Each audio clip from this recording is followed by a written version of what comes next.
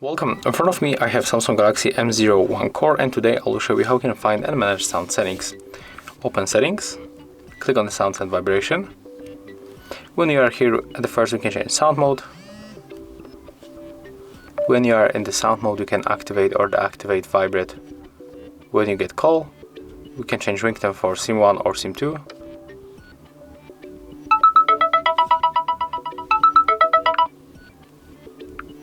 The same for the notification sound.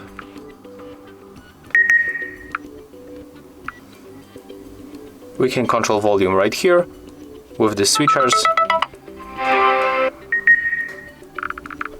You can also control your media or ringtone by changing this option. And at the end we can change the system sounds. There is touch interaction, screen lock and unlock, charging, keypad and Samsung keyboard. And that's all. If you find this video helpful, remember to leave a like, comment and subscribe to our channel.